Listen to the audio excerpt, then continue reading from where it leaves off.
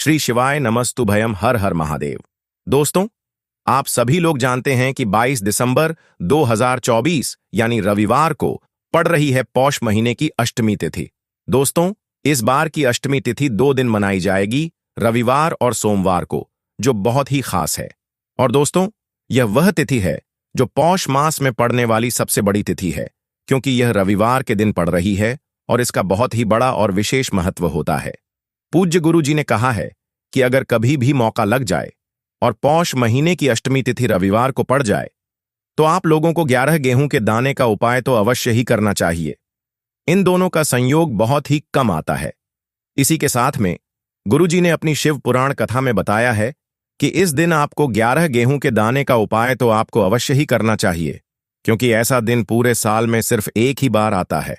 और दोस्तों, आप सभी लोग जानते हो कि रविवार अष्टमी का अगर सबसे बड़ा कोई उपाय है तो वह 11 गेहूं के दाने वाला उपाय है। तो दोस्तों, इस रविवार के दिन आप लोगों को इस गेहूं वाले उपाय को जरूर करना है।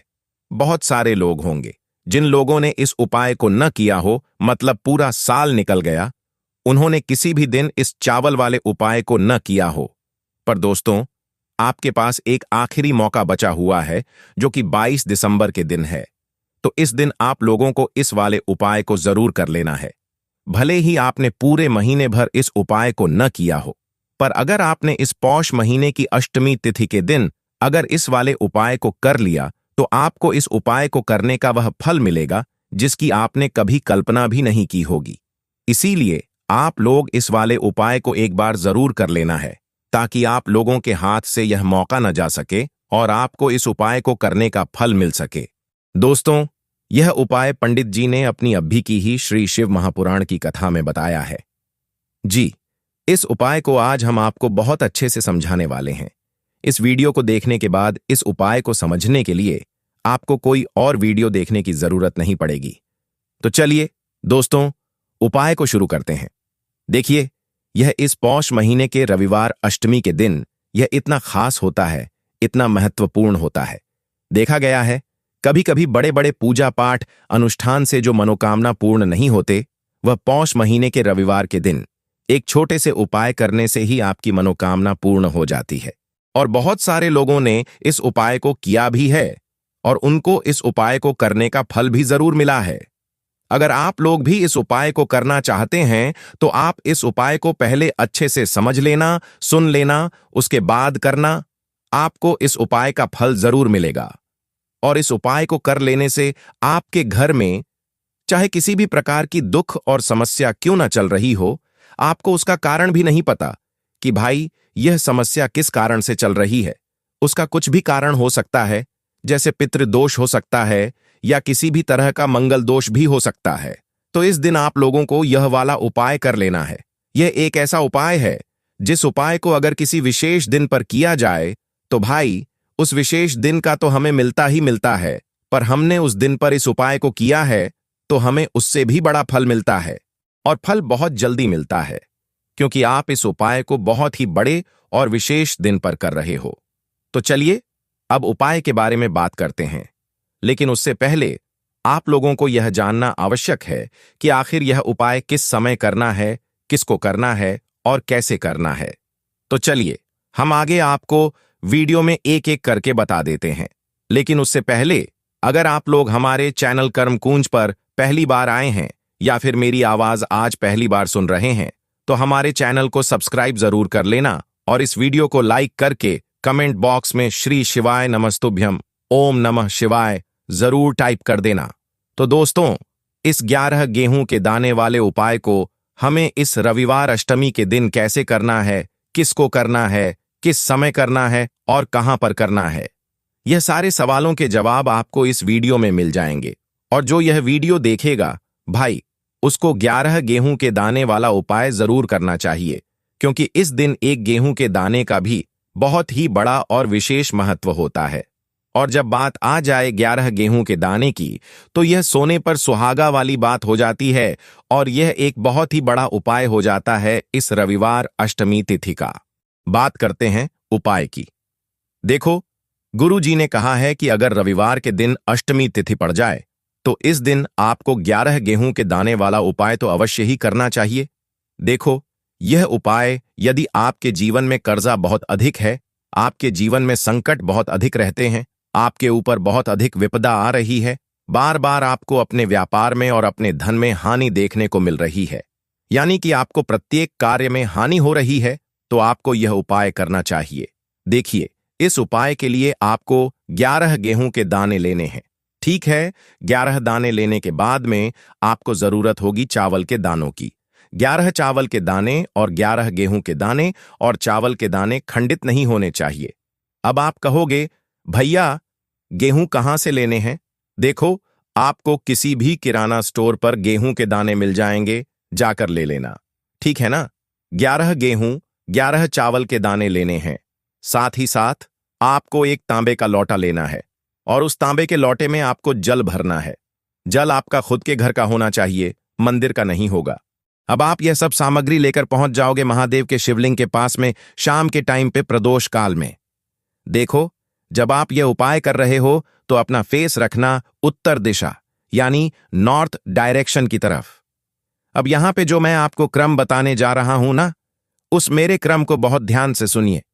महादेव को अगर कोई सबसे प्रिय है ना, तो उनकी सबसे छोटी पुत्री, जिनका नाम है माता अशोक सुंदरी, जो आपके पास में चावल के 11 दाने हैं ना, उन चावल के 11 दानों को माता अशोक सुंदरी के स्थान पर आपको अपना नाम और गोत्र बोलते हुए समर्पित कर देने हैं, है ना? चावल के दानों को रखने के बाद में जो आपके पास में तांबे का लौटा है ना, उस तांबे के लौटे को कहीं पर भी हम जल नहीं चढ़ा सकते। सिर्फ और सिर्फ माता पार्वती का जो हस्त कमल आपको दिख रहा है, यहीं पर गोल गोल आपको समर्पित करना है उसी जल को, और कहीं नहीं। ना तो माता अशोक सुंदरी के स्थान पर, ना तो शिवलिंग के ऊपर, सिर्फ आपको यहां पर गोल गोल जलाधारी पर आपको उस जल को समर्पित करना है। अब आपके पास में बचे हुए हैं 11 गेहूं के दाने, और बचे हैं उन्हीं 11 गेहूं के दाने को आपको अपनी मनोकामना अपने विशेष कहते हुए महादेव के शिवलिंग के ऊपर अगर आप अष्टमी के दिन प्रदोष काल में समर्पित कर देते हैं, तो आपकी जो भी मनोकामनाएं होंगी, जो भी विश होंगी, महादेव पूरी जरूर करते हैं। अन्न को समर्पण करने से, खासकर गेहूं को समर्पण करने से हमारी इच्छाएं पूरी होती हैं, और अगर वह दिन अष्टमी का दिन हो, तब तो इससे सुंदर संयोग कुछ भी नहीं हो सकता। आपकी इच्छाओं को पूरा करने के लिए बहुत स्पेशल, बहुत प्यारा सा उपाय आप सभी को जरूर करना है। ध्यान में रखिएगा, यह उपाय प्रदोष काल में करना है। देखो, गुरुजी ने कहा है कि भगवान शिव के शिवलिंग पर 33 कोटि देवी देवताओं का वास होता है। अगर हम शिवलिंग के सामने कुछ भी उपाय करते हैं, तो हमारे सभी देवी देवता हमसे खुश हो जाते हैं। यह उपाय आपको अवश्य करना है। देखो, सुबह के टाइम नहीं कर सकते, ठीक है? अब बात करते हैं अगले उपाय की। चलिए, अब बात कर लेते हैं दूसरे उपाय की। तो चलिए, बढ़ते हैं अगले उपाय की ओर। देखो, यदि आपके जीवन में आर्थिक संकट बहुत अधिक हो रहे हैं, धन की समस्या लगातार जीवन में बनी हुई है, एक एक रुपयों को प्राप्त करने के लिए आपको बहुत अधिक कड़ी मेहनत कर रहे हैं, तो आज रात में सोने से पहले आपको यह एक चमत्कारी दीपक का उपाय अवश्य करना है। या फिर यदि आपका जो व्यापार है, बिजनेस है, दुकान है, वह अच्छे से नहीं चल पा रही है, तो आज रात में इस विशेष दीपक का उपाय आपको अवश्य करना चाहिए। देखो दोस्तों, दीपक हमारे घर में सभी नकारात्मक शक्ति को बाहर करता है। यह उपाय आपको साल में केवल एक बार करने का ही मौका मिलता है। केवल और केवल उपाय को किया जाता है। देखिए, इस उपाय के लिए आपको तुलसी जी की जो सूखी लकड़ी होती है, उसे ले लेना है। देखिए दोस्तों, यदि आपके पास पुरानी तुलसी जी की लकड़ी है, तो उसे आप ले सकते हैं, और यदि आपके घर में तुलसी जी की जो लकड़ी है वह सूखी हुई है, तो उसकी लकड़ी आप तोड़कर इस्तेमाल कर सकते हैं। लेकिन आपको ध्यान रखना है कि सूर्यास्त से पहले पहले ही आपको यह जो तुलसी जी की लकड़ी है, उससे अवश्य ही तोड़ लेना है, लकड़ी को नहीं तोड़ना है। तो इस उपाय के लिए आपको सबसे पहले तो एक मिट्टी का दीपक लेना होगा। आप चाहें तो आटे का दीपक भी ले सकते हैं, क्योंकि आटे का दीपक सभी दीपक में सर्वोत्तम माना गया है। इस दीपक के अंदर आपको शुद्ध घी का प्रयोग करना होगा, और इससे दीपक के अंदर अपने जो तुलसी जी की लकड़ी ली है, उसे भी रख देना है।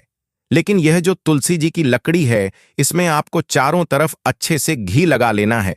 देखिए, गुरु जी ने बताया है कि जो तुलसी जी की लकड़ी है, यदि आप उपाय करते हैं और बहुत ही शीघ्रता से जल जाती है, तो इसके लिए आपको एक कार्य करना है। आपको रुई ले लेनी है और उससे रुई को आपको जो तुलसी जी की लकड़ी ली है, उस पर अच्छे से चारों तरफ लपेट देनी है। तुलसी जी की लकड़ी के ऊपर रुई लपेटने के बाद इसे आपको पूरा घी के अंदर डुबो लेना है। अब इसे आपको बाती के रूप में प्रयोग करना है। अब दोस्तों, इस दीपक को आपको प्रज्वलित कहाँ करना है? तो इस दीपक को आपको या तो भगवान विष्णु के सामने प्रज्वलित करना होगा, या फिर आपको भगवान श्री राम के सामने प्रज्वलित करना होगा, या फिर भगवान कृष्ण के सामने, यानी कि भगवान विष्णु के जो भी अवतार हैं उनके सामने आप यह दीपक प्रज्वलित कर सकते हैं, या फिर आप इससे दीपक को माता तुलसी जी के सामने भी प्रज्वलित कर सकते हैं। पूज्य गुरु जी ने बताया है कि जो भी व्यक्ति इस प्रकार से तुलसी जी की डंडी से यह दीप दान कर देता है, उसके जीवन में कभी भी धन की समस्या नहीं होती है। इसीलिए आपको यह पूरे साल में केवल एक बार ही मौका मिलता है। इस उपाय को करके देखना, आपकी सभी इच्छा जरूर पूर्ण होगी। यह जो उपाय है, रात्रि में सोने से पहले करना है। बात करते हैं अगले उपाय। देखिए, इसके लिए आपको क्या करना है।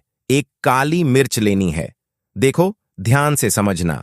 एक काली मिर्च लेनी है और ध्यान देना है कि काली मिर्च कहीं से भी खंडित नहीं होनी चाहिए। फिर इसके बाद आपको लेना है एक गोल बाती का दीपक। देखिए, दीपक आप चाहे तो मिट्टी का ले लें, और यदि आपके पास मिट्टी का दीपक नहीं है, तो आप यह दीपक शुद्ध आटा लगाकर एक दीपक बना सकते हैं।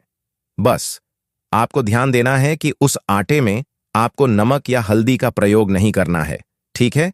तो आप एक बरहिया सा दीपक बना लें और उस दीपक में गोल बाती लगाकर उसके बाद आपको घी भरना है। देखो, गाय का शुद्ध घी आपको उस दीपक में भरना है।